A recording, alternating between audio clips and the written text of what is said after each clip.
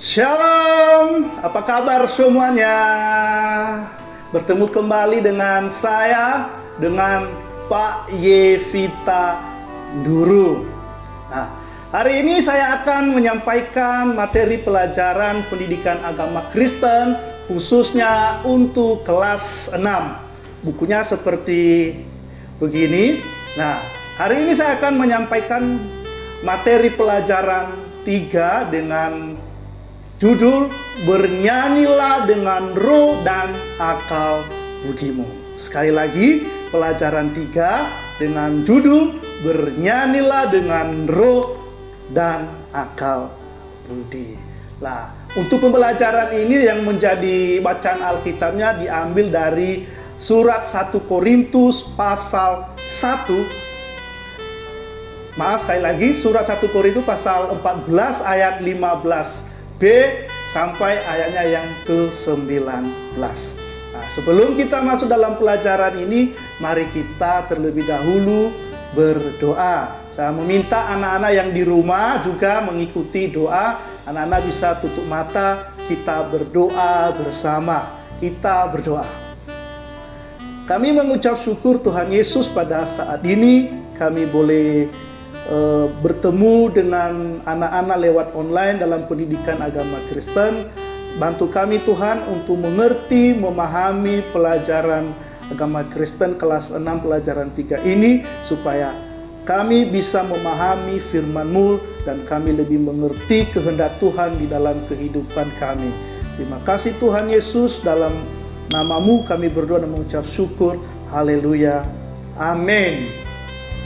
Nah, untuk pelajaran ini yang menjadi tujuan pembelajaran 3 ini adalah tujuannya nanti diharapkan peserta didik diharapkan mampu menunjukkan salah satu cara bernyanyi orang Kristen dan tujuan bernyanyi dalam kegiatan umat Kristen, misalnya dalam ibadah. Itu nanti yang menjadi tujuan pembelajaran ini. Nah, sebelum kita melanjutkan lagi, kita akan bernyanyi ya di buku Agama Kristen halaman 17. Di situ ada nyanyian dari Kidung Jemaat nomor 299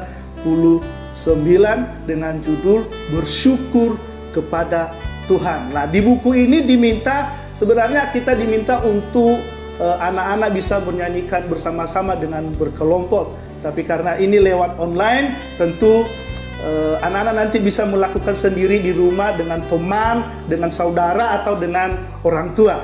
Tapi saya akan mencoba menyanyikan di sini, anak-anak bisa mengikutinya. Ya, lagunya kurang lebih seperti ini.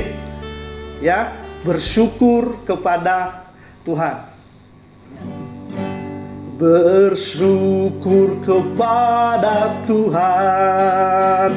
Bersyukur kepada Tuhan, sebab Ia baik.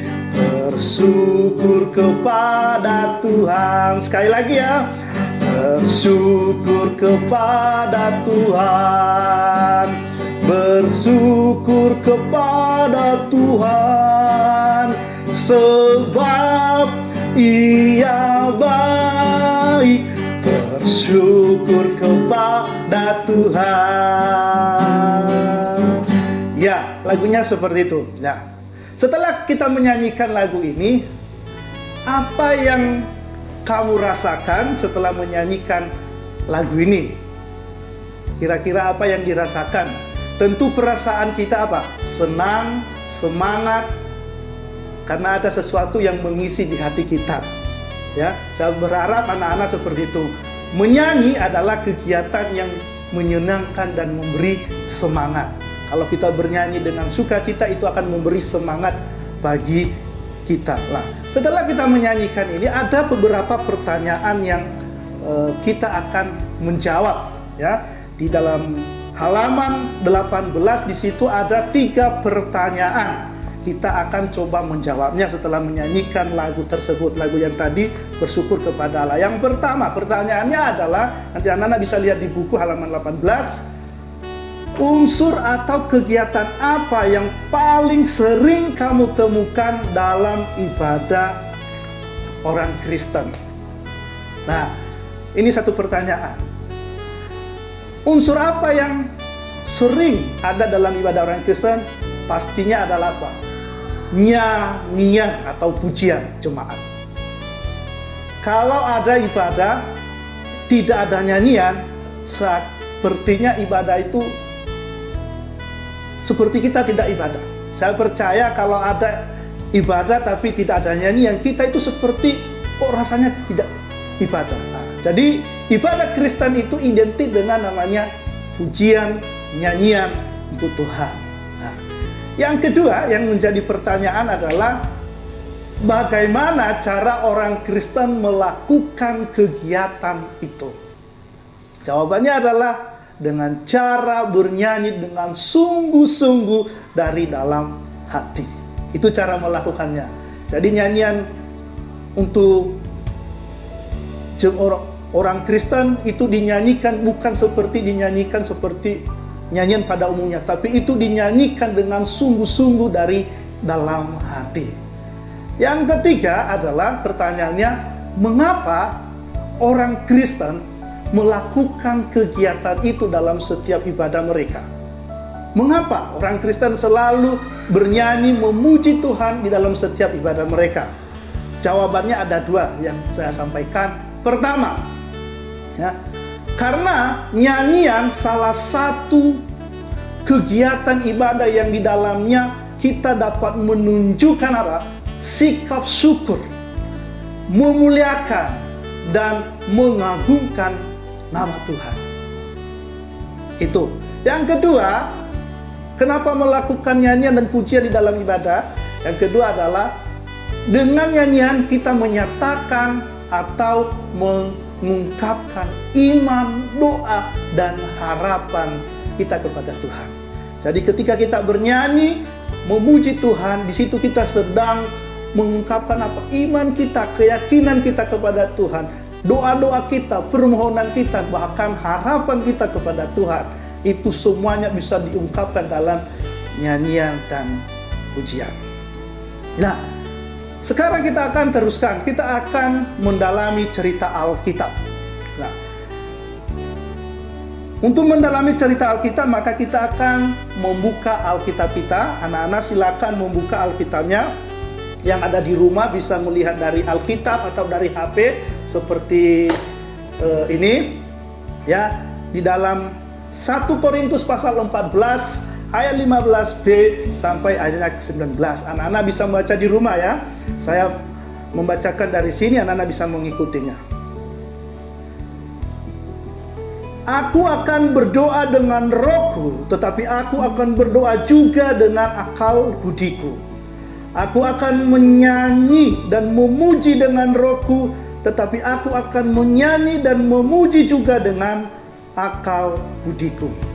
Ayat 16, sebab jika aku mengucap syukur dengan rohmu saja, bagaimanakah orang biasa yang hadir sebagai pendengar dapat mengatakan amin atas pengucapan syukurmu? Bukankah ia tidak tahu apa yang engkau katakan? Sebab sekalipun pengucapan syukurmu itu sangat baik, tetapi orang lain tidak dibangun olehnya. Aku mengucap syukur kepada Allah bahwa aku berkata-kata dengan bahasa roh lebih daripada kamu semua. 19, tetapi dalam pertemuan jemaat aku lebih suka mengucapkan 5 kata yang dapat dimengerti untuk mengajar orang lain juga, daripada beribu-ribu kata dengan bahasa roh. Saudara-saudara, janganlah sama seperti anak-anak dalam pemikiranmu. Ya, itu ayat firman Tuhan yang kita bacakan dari surah 1 Korintus yang ditulis oleh Rasul Paulus. Nah, teks Alkitab ini yang barusan kita baca, ini adalah bagian dari surat Paulus kepada jemaat di kota Korintus. Sebuah kota pelabuhan yang ramai pada masa lalu, yang berpenduduk sekitar 600.000 orang. Kota itu berbeda dengan negara Yunani, dan kota itu sudah runtuh. Muncul kota Korintus yang baru yang letaknya sudah bergeser dari kota Korintus yang sama. Saat ini kota Korintus yang baru itu hanya berpenduduk 10.000 orang. Nah, surat Paulus ini berisi apa? Nasihat kepada jemaat Korintus agar apa? Agar mengusahakan kebaikan-kebaikan dalam jemaat. Itu tujuan Rasul Paulus, supaya mereka selalu mengusahakan melakukan kebaikan-kebaikan. Mereka diminta agar menolong, menghibur, mendorong, dan menguatkan mereka yang membutuhkan. Itu harapan Rasul Paulus. Tapi sayangnya pada waktu itu jemaat Korintus hanya sibuk mementingkan satu karunia dari Allah. Apa itu? Berbahasa roh. Bahasa roh itu ya berkata-kata dalam bahasa asing yang sebelumnya tidak dapat dipelajari lebih dahulu. Jadi itu karunia, bukan bisa dipelajari atau di sekolah atau ada kursus, tidak. Nah, padahal menurut Paulus, karunia itu bukanlah karunia yang utama, bukan karunia yang paling harus dimiliki setiap orang Kristen, harus dimiliki. Rupanya jemaat Korintus telah melebih-lebihkan kepentingan karunia bahasa roh dalam ibadah umum, sehingga mereka mementingkannya lebih dari karunia yang lain. Seakan-akan karunia bahasa roh ini lebih penting daripada karunia-karunia yang lain. Seakan-akan kalau sudah bisa berbahasa roh, maka yang lain itu tidak penting. Lah, apalagi mereka menjalankannya tanpa penafsiran. Artinya apa? Mereka berbahasa roh di dalam pertemuan ibadah jemaat, tapi tidak ada yang mengerti apa yang mereka sedang ungkapkan. Tidak ada yang menafsirkan. Nah, mereka bangga jika dapat berbahasa asing dalam ibadah. Padahal ibadah bukanlah sarana untuk membanggakan atau menyombongkan diri, tetapi ibadah dalam sarana untuk merendahkan diri di hadapan Tuhan yang Maha Kuasa. Jadi mereka ini mulai membanggakan diri karena bisa berbahasa roh di dalam setiap ibadah. Namun dikatakan oleh Rasul Paulus, sebenarnya ibadah itu sebenarnya itu di mana kita sedang merendahkan diri di hadapan Tuhan yang Maha Kuasa. Nah, Paulus berusaha memperbaiki penyalahgunaan karunia itu dengan jalan apa? Menunjukkan bahwa bahasa roh tanpa penafsiran sama sekali tidak menguntungkan di dalam ibadah umum. Artinya bahwa bahasa roh di dalam ibadah umum tanpa ada yang menafsirkan itu tidak ada faedahnya sama sekali bagi orang lain. Kemungkinan yang dimasukkan oleh Rasul Paulus ini adalah bahasa roh itu sebenarnya hanya khusus untuk pribadi, untuk membangun diri sendiri. Nah, lalu agar jemaat mengerti, Paulus bercerita tentang pengalaman pribadinya. Ini Rasul Paulus mulai bercerita kepada jemaat di Korintus. Nah, di dalam ayat 15 dikatakan Rasul Paulus, kamu akan menemukan Paulus membicarakan tentang menggunakan bahasa roh secara pribadi ditujukan kepada Allah. Paulus menggunakan bahasa roh tidak hanya untuk berdoa, tetapi juga untuk menyanyi, memuji, dan mengungkapkan syukur kepada Tuhan. Menurut Paulus, bernyanyi yang baik dalam ibadah adalah bernyanyi menggunakan akal budinya. Artinya apa? Tidak asal bernyanyi dan bersuara. Bernyanyi tidak jelas kata-katanya dan cara mengucapkannya serta maksudnya. Sebaliknya kita harus bernyanyi dengan mengucapkan yang jelas, kata-katanya dapat dimengerti, dan isi atau tujuan nyanyian dapat dihayati oleh yang menyanyikan maupun yang mendengarkan. Itu yang dimaksudkan oleh Rasul Paulus. Nah, menurut Paulus juga, nyanyian yang menggunakan akal budi yang baik akan menolong orang lain yang mendengarkan menjadi mengerti karya dan kebaikan Allah yang dilakukan terhadap manusia dan alam ciptaannya. Bahkan ikut mengaminkan isi nyanyian itu sebagai tanda setuju karena memahami isi dan maksud nyanyian itu. Sehingga nyanyian dan bernyanyi dalam ibadah tidak dapat dilakukan secara sembarangan tanpa maksud yang jelas. Jadi intinya bahwa Rasul Paulus mengajak kita umat Tuhan dalam bernyanyi memuji Tuhan di dalam ibadah itu, bernyanyilah dengan mengerti, menggunakan akal budi kita. Ketika kita bernyanyi, kita memahami, kita mengerti, maka disitulah kita bisa mengekspresikan, mengungkapkan isi hati kita lewat nyanyian itu. Sehingga pujian itu bisa membangun diri sendiri dan orang lain yang mendengarkan. Nah, sekarang kita akan melanjutkan materi pelajaran kita, memahami nyanyian jemaat dalam ibadah Kristen di halaman 20. Nah, untuk memahami nyanyian jemaat dalam ibadah Kristen ada 4 pertanyaan yang harus kita jawab. Pertama, apa saja jenis nyanyian jemaat dalam ibadah Kristen yang kamu ketahui? Ayo coba dipikir anak-anak. Anak-anak kalau biasa bernyanyi memuji Tuhan, sering ibadah, pasti tahu. Ya, apa saja jenis nyanyian jemaat dalam ibadah Kristen yang kamu ketahui?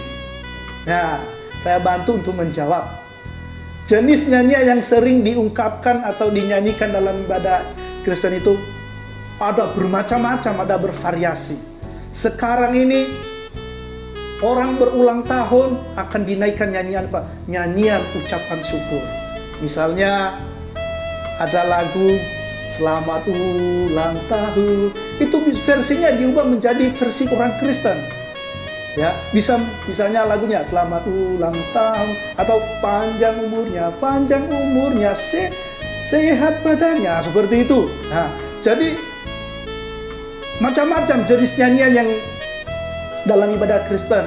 Ada nyanyian untuk ucapan syukur, ada nyanyian karena menerima kebaikan Tuhan, ada pujian untuk mengagungkan nama Tuhan, ada nyanyian untuk memuliakan Tuhan, ada juga nyanyian memberi permohonan, pengharapan pada Tuhan. Ada macam-macam jenis nyanyian di dalam jemaat. Nah, kurang lebih yang saya bantu untuk menyampaikan jenis-jenisnya. Nah, yang kedua kita akan melihat seperti apakah bentuk atau kata-kata dalam nyanyian ibadah Kristen yang kamu ketahui. Ya, kalau anak-anak sering ibadah pasti tahu ada macam-macam jenis kata-kata atau ungkapan dalam nyanyian ibadah Kristen. Misalnya ada kata-kata terpujilah Tuhan, Tuhan Yesus baik, terima kasih Tuhan, mengatakan engkau baik, apalagi kami memuji kebesaran-Mu, dan lain-lain sebagainya. Banyak ya kata-kata yang dinyanyikan. Sekarang yang ketiga, apa yang harus diperhatikan dalam sebuah nyanyian jemaat? Ini sangat penting. Apa yang harus diperhatikan dari sebuah nyanyian jemaat? Kata-katanya, iramanya atau nadanya, atau isinya, atau pesannya. Saya katakan yang perlu diperhatikan dalam nyanyian jemaat apa? Kata-katanya atau isi nyanyian itu atau pesan nyanyian itu. Itu sangat penting diperhatikan. Karena lewat kata-kata itu akan membangun iman kita. Kalau kata-katanya kata-kata yang membangun, maka itu akan bisa membangun iman kita. Dan yang paling penting adalah dalam nyanyian jemaat yang perlu diperhatikan apa? Nyanyian itu harus sesuai dengan firman Tuhan. tidak boleh bertentangan dengan firman Tuhan. Karena sekarang ini kalau kita lihat ada begitu banyak nyanyian pujian dalam gereja-gereja atau di dalam ibadah umat Kristen, banyak nyanyian. Tapi seringkali ada juga yang kata-katanya tidak cocok atau tidak sesuai dengan firman Tuhan. Karena itu ketika bernyanyi atau membuat nyanyian, maka kita perlu memperhatikan lagu ini apakah sesuai dengan firman Tuhan. Supaya ketika kita bernyanyi benar-benar kita bisa mengungkapkan isi hati kita dengan benar kepada Tuhan. Yang keempat, pertanyaan yang keempat, alat musik apa saja yang dapat digunakan untuk nyanyian jemaat atau dalam ibadah Kristen yang kamu ketahui? Jawabannya paling gampang. Sebenarnya alat musik apa? Semua alat musik bisa digunakan. Semua alat musik bisa digunakan untuk ibadah Kristen, asalkan bisa digunakan atau bisa dimainkan. Misalnya alat musik apa yang bisa dipegang? Misalnya piano, gitar, ada lagi drum, ada gitar bass, dan lain sebagainya. Banyak sekali alat musik yang bisa digunakan.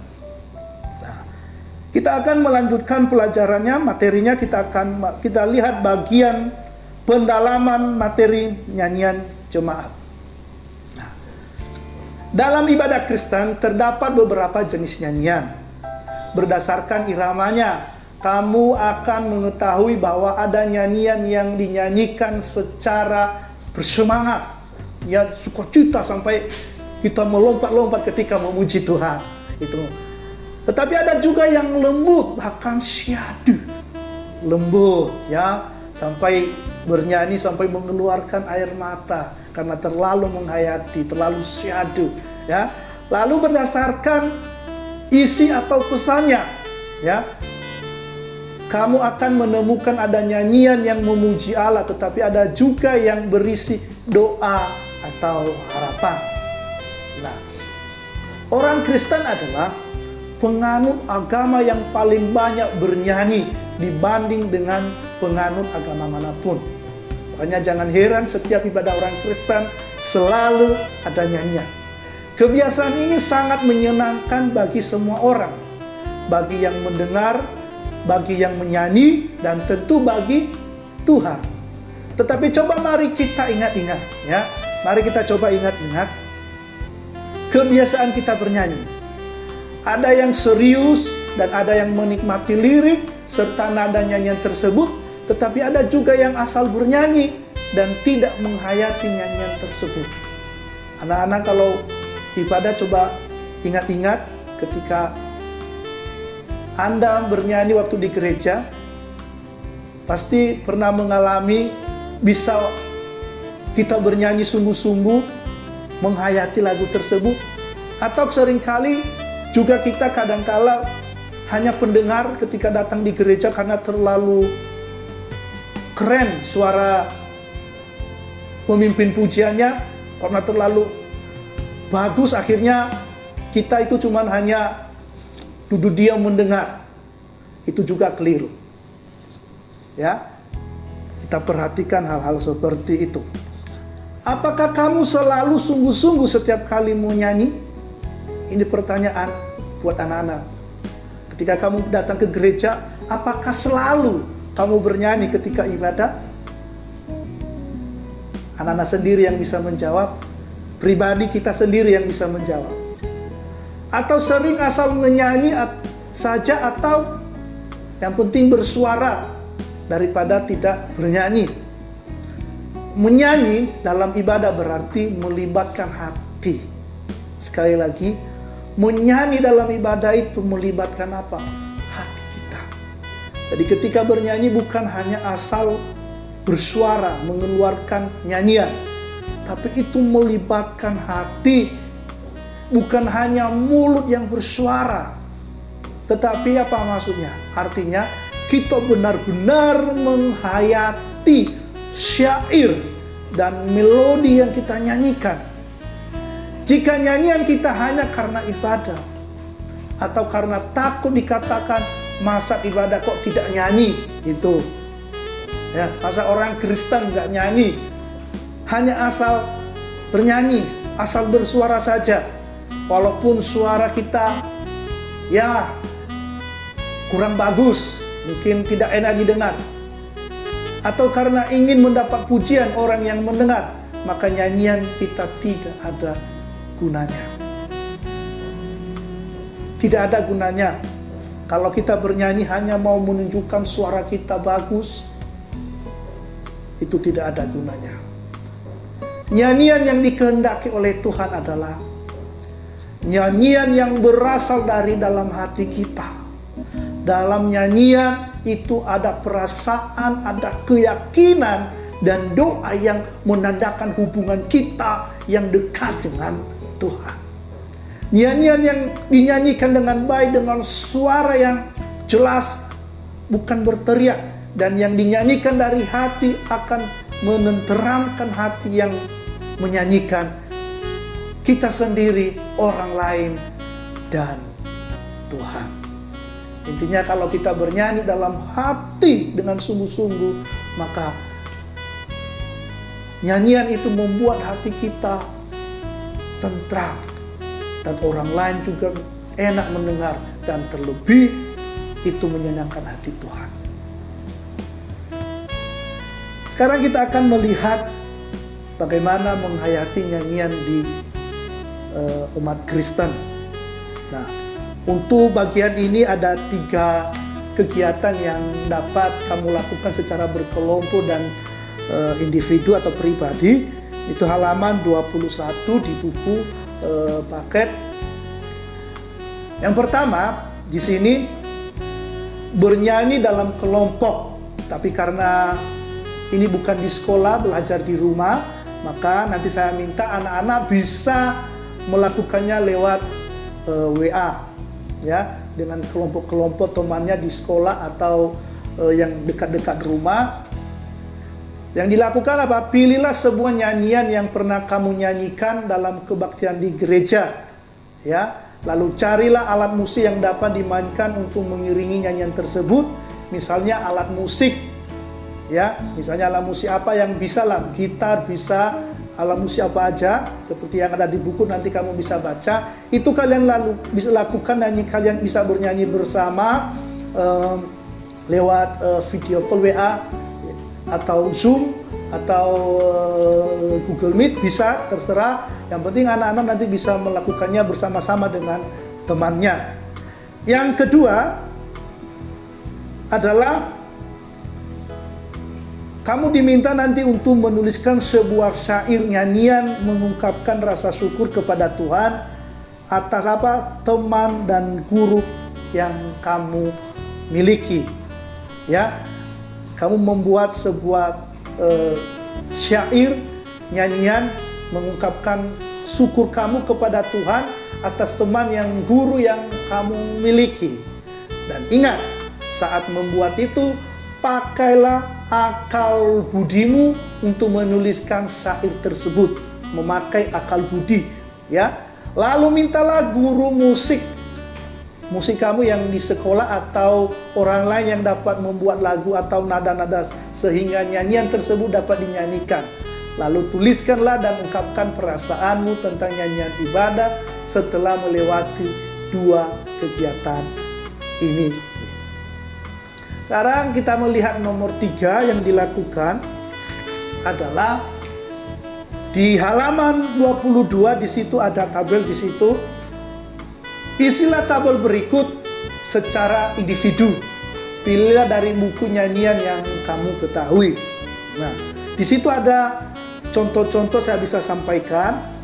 Yang pertama misalnya Kidung Jemaat nomor 3, Kami Puji dengan Riang. Kami puji dengan riang. Lah, lagu ini jenis kalimatnya apa? Itu seperti puisi, bersyair.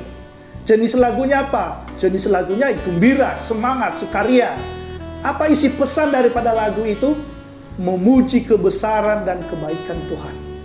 Yang kedua, Kidung Jemaat nomor 29, Di Muka Tuhan Yesus. Itu bentuknya apa?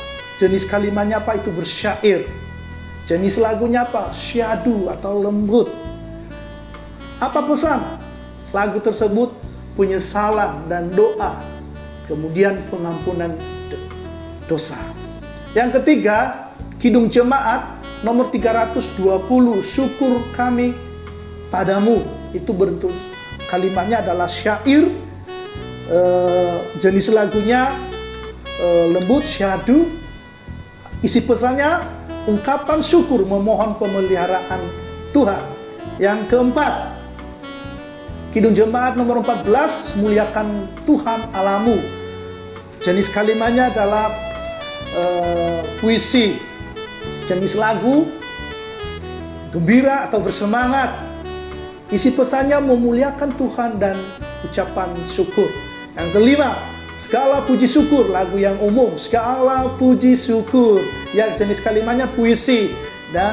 Dan jenis lagunya adalah sukacita, gembira, semangat. Apa isi pesannya? Bersyukur kepada Tuhan. Keenam, Tuhan Yesus baik. Ini lagu sudah semua orang tahu. Tiada berkesudahan, Tuhan Yesus baik. Ya. Jenis kalimatnya apa? Puisi. Jenis lagunya apa? Itu gembira, semangat. Orang bernyanyi bisa berlompat-lompat menyanyikan lagu ini. Tuhan Yesus baik. Apa pesan daripada lagu ini? Sebagai ungkapan bahwa Tuhan Yesus baik untuk kita sampai selama-lamanya. Ketujuh, Allah peduli. Ya, bentuk kalimatnya ini puisi. Jenis lagunya slow atau pelan, ya. Itu Allah peduli. Ya. Apa pesan lagu ini? Allah selalu peduli pada setiap persoalan yang tidak kita mengerti. Yang kedelapan, bagaikan bejana. Jenis kalimatnya apa? Syair atau puisi. Jenis lagunya pelan atau slow. Pesan kehidupan yang mau dibentuk karena ingin seperti Yesus yang disempurnakan. Yang kesembilan, bahasa cinta. Kalimatnya adalah syair. Jenis lagunya pelan. Pesannya meminta Tuhan mengajari kita bahasa kasih Tuhan. Bahasa kasih. Kesepuluh, Bapa engkau sungguh baik. Bapa engkau sungguh baik. Jenis kalimatnya puisi atau syair. Jenis lagunya pelan. Pesan daripada lagu itu menaikkan syukur karena Tuhan itu selalu baik. Nah, itu contoh-contohnya. Sekarang kita akan belajar dari nyanyian. Ada satu nyanyian di halaman 23. Lagu ini kita akan nyanyikan bersama-sama, ya. Anak-anak bisa mengikutinya dari rumah. Saya membantu untuk menyanyikan dari sini. Judulnya adalah Arbab. Ya, tidak tahu anak-anak tahu lagu ini, ya. Tapi saya coba bantu menyanyikan. Ini ciptaan Dr. Randus Bonar Bultom. Dakukan bernyanyi, dakukan memuji, membesarkan nama Tuhanku. Jiwaku ingin bernyanyi, serta tubuhku menari-nari. Oh, menunjukkan sukacita atas kasih Tuhan kepadaku. Kan ku tiup sangkakala atau seruling dengan rebana. Oh, kan ku mainkan kecapi memuji Tuhan mukhalisku.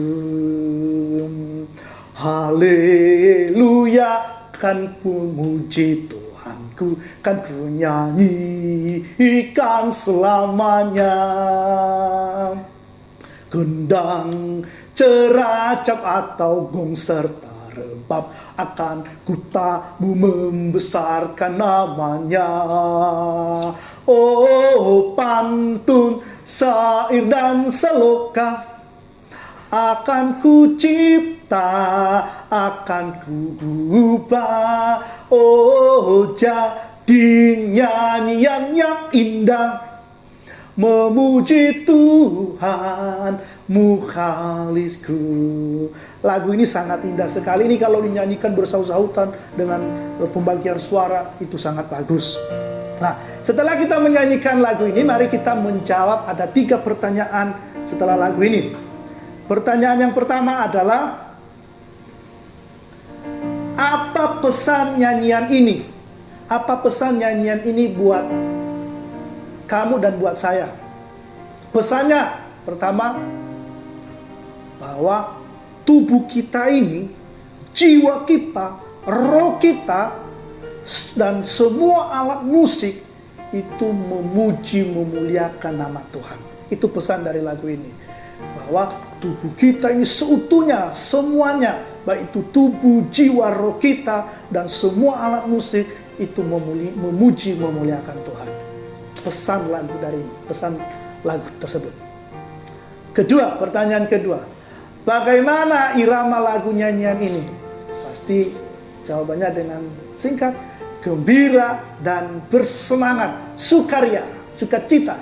Yang ketiga, bagaimana cara memuji Tuhan menurut ayatnya atau menurut nyanyian ini? Bagaimana cara memuji Tuhan? Memuji Tuhan dengan nyanyian disertai dengan tari-tarian dengan penuh sukacita. Jadi kalau di gereja kita diajak bernyanyi, bersukacita, menari, silakanlah menari, tak usah malu. Sekarang kesimpulan atau penutup sebagai rangkuman dari pelajaran 3 ini. Menyanyi adalah salah satu unsur ibadah umat Kristen yang tidak dapat diabaikan atau dilakukan secara sembarangan atau asal bunyi atau asal bersuara. Menyanyi adalah ekspresi doa dan harapan umat terhadap Tuhan. Karena itu bernyanyi hendaknya dilakukan dengan akal dan budi yang baik, karena Tuhan sudah mengaruniakan kita akal budi. Demikian juga nyanyian diciptakan dengan akal dan budi yang baik, agar melalui nyanyian dan kegiatan bernyanyi, orang yang bernyanyi dan mendengarnya ditolong memahami karya Allah yang selalu baik dalam kehidupan kita. Amin. Kita tutup dengan berdoa. Ya Tuhan, Tuhan yang baik, ajarlah kami menggunakan mulut dan hati kami untuk bernyanyi dengan baik, agar nyanyian kami semakin menolong kami mengenal kebaikan Tuhan dalam hidup kami setiap hari. Di dalam nama Tuhan Yesus, dengarkanlah doa syukur kami ini.